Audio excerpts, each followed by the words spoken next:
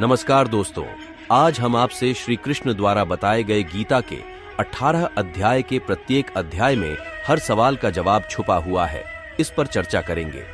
मैं आपसे कहना चाहूंगा, एक बार आप इसे जरूर सुने, क्योंकि गीता में आपकी हर समस्या का समाधान है।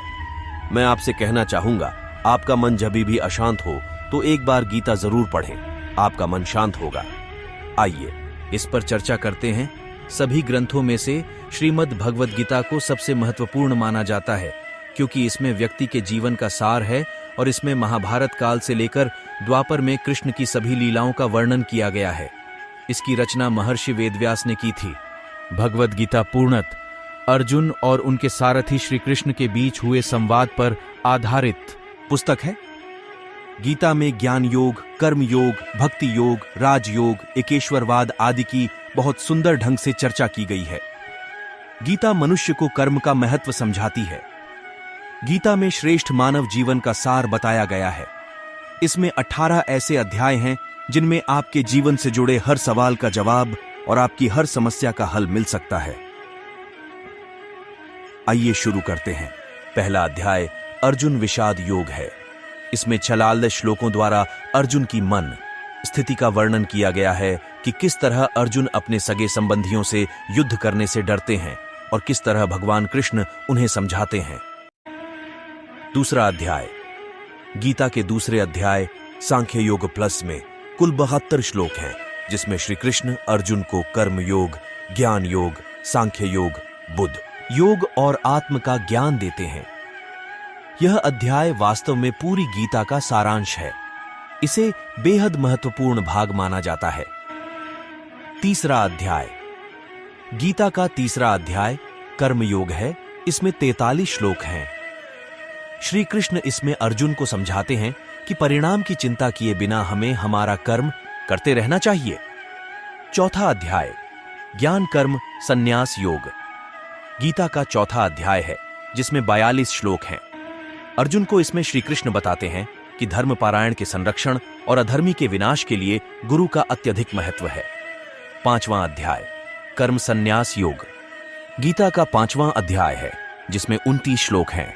अर्जुन इसमें श्री कृष्ण से पूछते हैं कि कर्म योग और ज्ञान योग दोनों में से उनके लिए कौन सा उत्तम है। तब श्री कृष्ण कहते हैं कि दोनों का लक्ष्य एक है, परंतु कर्म योग बेहतर है। छठा अध्याय आत्म संयम योग गीता का छठा अध्याय है, जिसमें 47 श्लोक हैं। इसमें श्री कृष्ण अर्जुन को अष्टांग योग के बारे में बताते हैं। वह बताते हैं कि किस प्रकार मन की दुविधा को दूर किया जा सकता है। 7वां अध्याय ज्ञान विज्ञान योग गीता का 7वां अध्याय है, जिसमें 30 श्लोक हैं। इसमें श्री कृष्ण निरपेक्ष वास्तविकता और उसके भ्रामक ऊर्जा प्लस माया प्लस के बारे में अर्जुन को बताते हैं। 8वां अध्याय गीता का 8वां अध्याय अक्षर ब्रह्म योग है, जिसमें 28 श्लोक हैं। गीता के इस पाठ में स्वर्ग और नरक। 7वां अध्याय ज्ञान विज्ञान योग गीता का 7वां अध्याय है, जिसमें 30 श्लोक हैं। इसमें श्री कृष्ण निरपेक्ष वास्तविकता और उसके भ्रामक ऊर्जा प्लस माया प्लस के बारे में अर्जुन को बताते हैं। 8वां अध्याय गीता का 8वां अध्याय अक्षर ब्रह्म योग है, जिसमें 28 श्लोक हैं। गीता के इस पाठ में स्वर्ग और नरक और स्वर्ग को जाने की राह के बारे में बताया गया है। 9वां अध्याय राजविद्या राजगुह्य योग गीता का 9वां अध्याय है, जिसमें 34 श्लोक हैं। इसमें यह बताया है कि श्री कृष्ण की आंतरिक ऊर्जा सृष्टि को व्याप्त बनाती है, उसका सृजन करती है और पूरे ब्रह्मांड को नष्ट कर देती है। 10वां अध्याय विभूति योग गीता का 10वां अध्याय है, जिसमें 42 श्लोक हैं। इसमें श्री कृष्ण अर्जुन को यह बताते हैं कि किस प्रकार सभी तत्वों और आध्यात्मिक अस्तित्व के अंत का कारण बनते हैं। 11वां अध्याय विश्व स्वरूप दर्शन योग गीता का 11वां अध्याय है, जिसमें 55 श्लोक हैं। इस अध्याय में अर्जुन के निवेदन पर श्री कृष्ण अपना विश्व रूप धारण करते हैं। 12वां अध्याय भक्ति योग गीता का 12वां अध्याय है, जिसमें 20 श्लोक हैं। इस अध्याय में कृष्ण भगवान भक्ति के मार्ग की महिमा अर्जुन को बताते हैं। इसके साथ ही वह भक्ति योग का वर्णन अर्जुन को सुनाते हैं। 13वां अध्याय क्षेत्र क्षत्रज्ञ विभाग योग गीता 13वां अध्याय है, इसमें 35 श्लोक हैं। इसमें श्री कृष्ण अर्जुन को क्षेत्र और क्षेत्रज्ञ के ज्ञान के बारे में तथा सत्व, रज और तम गुणों द्वारा अच्छी योनि में जन्म लेने का उपाय बताते हैं। 14वां अध्याय गणत्रय विभाग योग है। इसमें 27 श्लोक हैं। इसमें श्री कृष्ण सत्व, रज और तम गुणों का तथा मनुष्य की उत्तम, मध्यम अन्य गतियों का विस्तार पूर्वक वर्णन करते हैं। अंत में इन गुणों को पाने का उपाय और इसका फल बताया गया है। 15वां अध्याय गीता का 15वां अध्याय पुरुषोत्तम योग है। इसमें 20 श्लोक हैं। इसमें श्री कृष्ण कहते हैं कि दैवी प्रकृति वाले ज्ञानी पुरुष सर्व प्रकार से मेरा भजन करते हैं तथा आसुरी प्रकृति वाले अज्ञानी पुरुष मेरा उपहास करते हैं। 16वां अध्याय दैवासुर संपद विभाग योग गीता का 16वां अध्याय है। इसमें 24 श्लोक हैं।